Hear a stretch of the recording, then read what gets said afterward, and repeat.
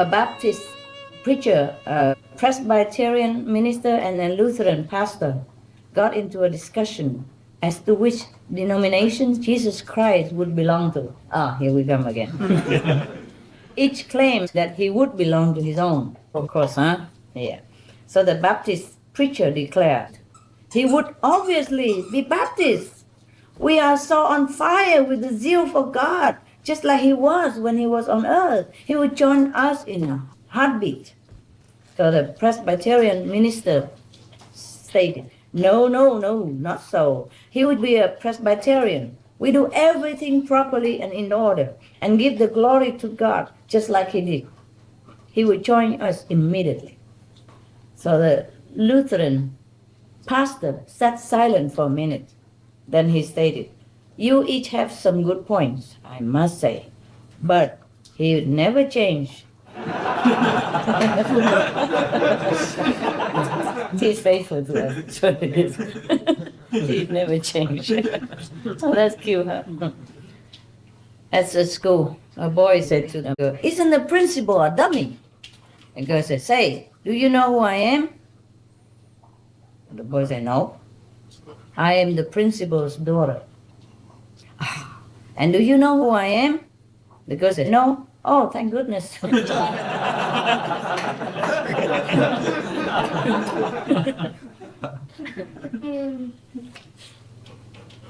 The teacher said to John, I wish I didn't see you looking at Don's paper during the test. And John said, yeah, I wish you didn't either.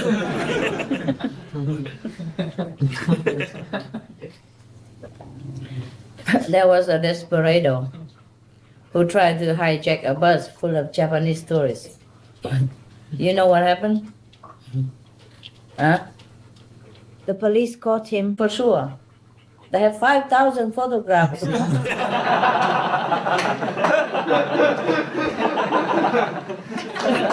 Japanese, they all have cameras. Could not escape. A man was applying for a job as a prison guard. The warden said, now, these are real tough guys in here. Do you think you can handle it? No problem. The applicant replied, if they don't behave, out they go.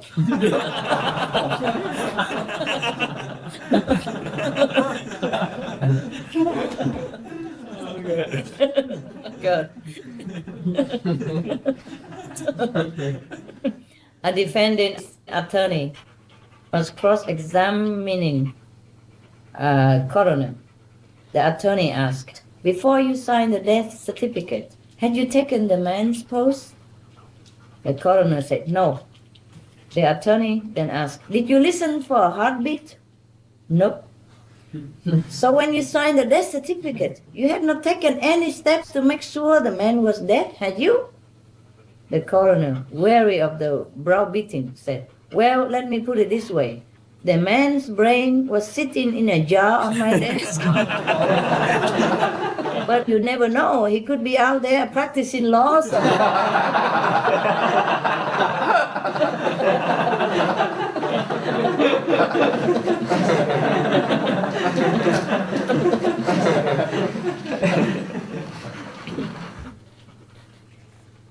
I think I told you this joke already, but I'm not sure. Okay. On a visit to the United States, Gorbachev met a Russian who had immigrated to this country. So he started talking to him. What do you do for a living here? The Soviet leader asked him. The man said, well, my brother, my sister, and I work in a big factory. So Gorbachev asked, how do these capitalist bosses treat you? Just fine, answered the man. In fact, if you are walking home from work, the boss will pick you up in his car, big car, and drive you to your door. Another time, he treats you to a dinner in an expensive restaurant. Sometimes he takes you home for the weekend and buys you presents. Gorbachev was stunned. How often does this happen? The man said, well, actually not to me, never, sir, but to my sister, many times.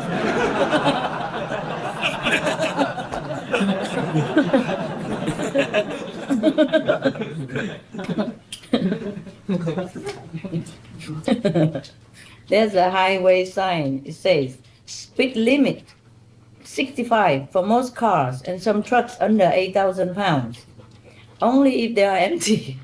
Unless you weigh over 300 pounds, then divide by 6. For additional information, call the IRS, which helped write this one.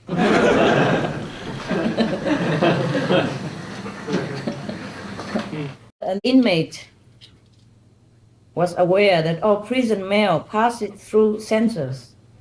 So when he got a letter from his wife asking about the family garden, "Honey, when do I plant potatoes?"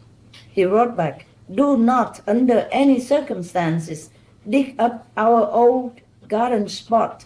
That's where I bury all my guns." Within days, his wife wrote back, "6 investigators came to the house. They dug up every inch of the backyard."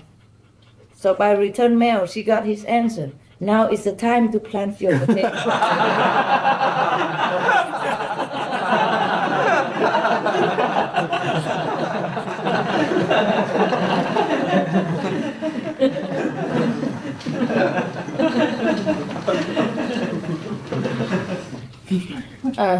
At an auction, the selling was suddenly stopped when the auctioneer announced that someone in the room has just lost his wallet containing $1,000, and he's offering a reward of $250 for its immediate return. After a moment of silence, there was a call from the back of the room, $255.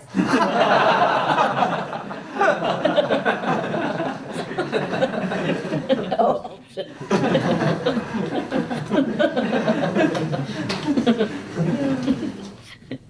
An impecunious, starving artist was cornered by her landlord, who demanded that she pay him several months' back rent. The artist pleaded, "Just think, someday tourists will be pointing at that building and saying, 'The great abstract painter Celia used to live here.'" And the landlord countered, "And if you don't pay it up, they can come by tomorrow and say that."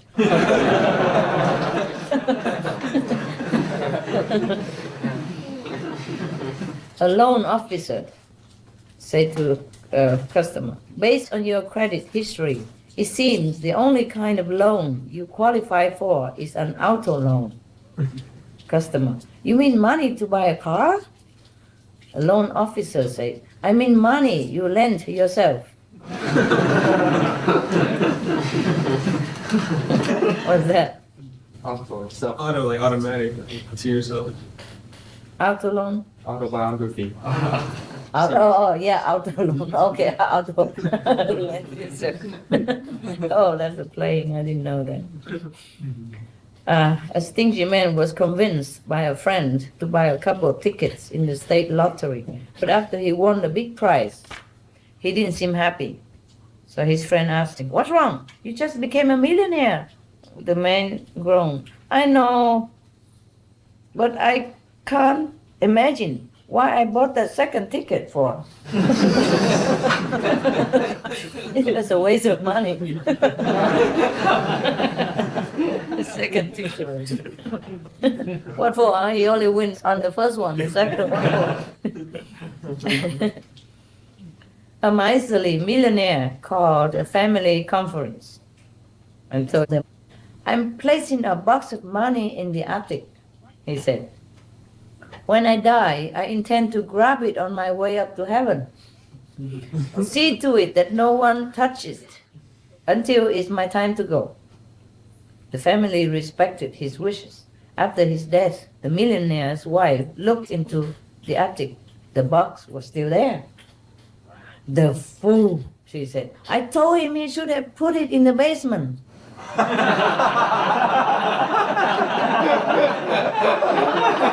Hell.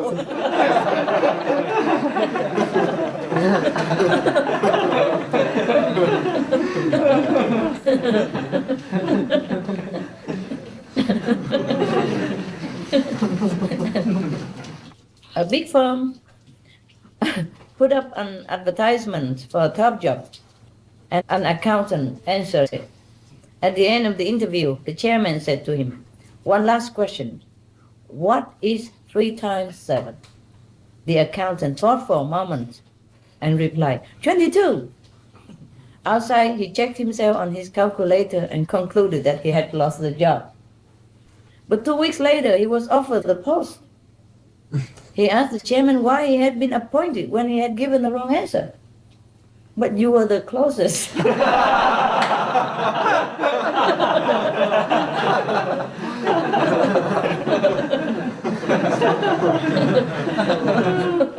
That was a good one.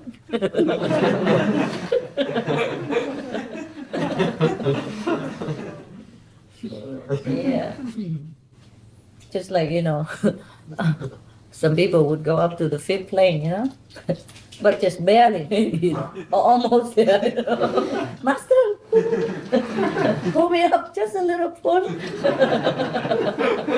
me a little push. I told you that joke, right? Yeah. We recorded it, no? About a man, a drunken? Midnight, no? Yes. That's a joke. It's a Mexican joke. It was in here, but I thought I told you already, so I didn't tell you again. No, there was a couple, sleeping, 3 o'clock. And suddenly there was a bang, bang, bang at the door. And the wife told her husband to come down and see who it is. And he saw his neighbor. And he asked, well, what's wrong with you? What's wrong with you? What is it? He said, well, can you give me a little push? So the husband saw that the man was drunk. So I said, oh, get lost. And then banged the door, went back to sleep. And the wife asked her, what is it? She said, well, it's just the drunken neighbor, he wants a little push. So I told him to get lost. So the wife said, oh, honey, remember one time our car broke down and our neighbors, also gave us a little push? What would have happened to us if he also told us to get lost like you? So please go down and help him, So the man felt so bad and then dressed up and went out and looked for the neighbors, but he's nowhere to be seen. And he shouted, where are you? Are you still here? Yes, I'm over here. Where are you? On your swing? Yeah.